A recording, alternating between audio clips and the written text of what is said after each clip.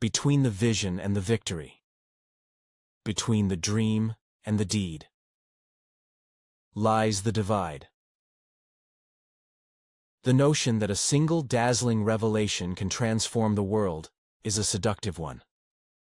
A celebrated writer once dismissed such brilliant sparks as mere fluff, asserting that true value lies in the craft and framework of expression. While this might stretch the truth a bit far, there's wisdom in recognizing that flashes of inspiration, though vital, rarely carry the day unaided. In the grand arena of life, it's not the origin of a thought that matters most. Legal systems echo this. You can't stake a claim on a fleeting concept.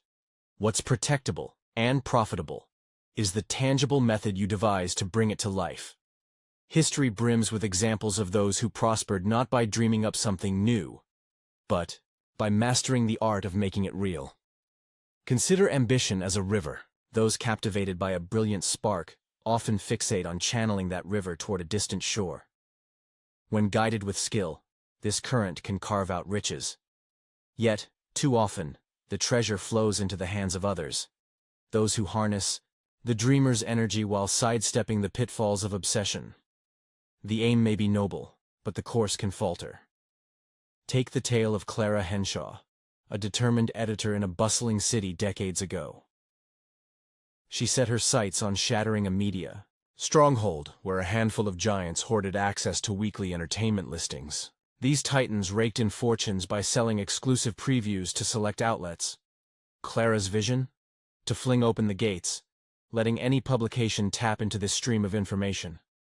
Her plan was to weave these listings into her vibrant urban guide, already a tapestry of film critiques, theater rundowns, and dining gems, creating a one-stop resource for the culturally curious. It was a worthy pursuit, and not without merit, but the prize was elusive. Even if she succeeded, the floodgates would benefit rivals as much as her own venture. Plus, battling entrenched powers meant draining resources in a costly siege. Was the reward worth the war? Clara believed it was. She rallied supporters, poured funds into the fight, and for a time, seemed consumed by the crusade, sometimes overlooking quieter, more pressing needs within her own operation. After a grueling struggle, she notched a partial triumph. The listings loosened from their iron grip, trickling into broader use. Her guide's readership swelled briefly when the expanded offerings hit the stands. Yet the surge barely offset the toll of her campaign, and the real bounty landed in the laps of competitors who capitalized on her victory without breaking a sweat. Today, shelves sag under the weight of guides flaunting those same listings. Proof that Clara's spark ignited a fire, but one that warmed others more than herself. Her publication endures, bolstered by loyal readers and outposts in far-flung cities, achievements that owe less to her epic clash and more to steady, unglamorous growth. The lesson? A spark alone is a fleeting flare. It's the hands that fan it into a lasting flame that reap the harvest. Think of good ideas as seeds scattered on the wind. They hold potential, but without soil, water, and care, they're just dust. A farmer doesn't win a claim for imagining a crop. Victory comes from planting, tending, and bringing it to market. Likewise, countless hopefuls chase the mirage of a game-changer believing it's a golden ticket. It's not. At best, it's a map. The journey still demands grit and ingenuity. Look at Sam Carver, the mind behind a global burger empire. He didn't invent quick meals. People have been gobbling on the go since campfires flickered. His brilliance lay in spotting a pattern and building a machine to match it. Uniform menus, affordable prices, spotless kitchens, rapid service, and a marketing roar that echoed worldwide. Simple to say, fiendishly tough to do, especially against the grain of a skeptical trade. Yet it was this relentless orchestration that turned a modest vendor into a titan, proving that execution, not invention, is the true alchemist. There's another angle to this. The power of borrowing wisely. Ignoring a proven path, whether through laziness or pride, stifles progress across every field.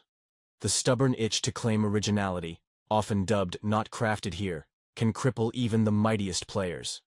Why resist a blueprint that works? The refusal often ends in ruin, as one publishing house learned the hard way. Years back, Horizon Media thrived in the niche of tech gaming journals. They held a solid slice of the market, until a nimble upstart, Apex Press, rewrote the rules. Apex struck gold by securing exclusive deals with tech giants, paying hefty sums to brand their magazines as the official companions to cutting-edge consoles. They sweetened the pot by bundling each issue with a playable demo, a lure that hooked readers fast. Horizon balked. They clung to independent titles, cheaper to produce but tethered to lesser games. The market didn't care about ownership, it craved the shiny extras. Apex's pricier, flashier packages soared, while Horizon's offerings faded. Attempts to pivot came too late. The best licenses were locked up, and Horizon's once-proud titles were sold off at a whimper. They had the means to mirror Apex's playbook, but recoiled at the thought, until the game was lost. Contrast that with a brighter saga. In the mid-90s, a media conglomerate unleashed Rogue, a brash magazine for young rebels. Its wild humor and fearless edge sparked a frenzy, birthing a new breed of readership. Rivals watched, green-eyed, as Rogue soared. One competitor, Pulse Media, didn't sulk. They acted. They retooled a sleepy-style rag into Vibe, echoing Rogue's spirit, but with a sleeker, sexier twist. They wooed advertisers aggressively and traded star-studded shoots with tabloids for buzz. Soon, Vibe eclipsed its muse, proving that a borrowed spark, fanned with flair, can outshine the original. The trap of the brilliant spark is its hypnotic glow. It's easy to fixate on the vision itself, polishing it like a gem. But unless that gem is cut, set, and sold with skill, it's just a pretty rock. Too many dreamers exhaust years proving their concept's worth, when the world shrugs unless it pays off. Take the tech trailblazers behind a sleek gadget dynasty. Born in a shed, they rode a wave of clever devices to fame. Yet their refusal to share the stage, driven by a leader's unyielding zeal, kept their empire a dazzling outlier rather than a market king. Their ideas dazzled. Their stubbornness dimmed the crown. So heed this. Chase sparks, nurture them, but don't worship them. Wealth flows not from the flicker of genius, but from the steady hand that turns it into fire. As a sage once hinted, the world beats a path to the one who builds the better trap, not the one who merely dreams it. Execution is the bridge over the divide. Cross it, and the victory is yours.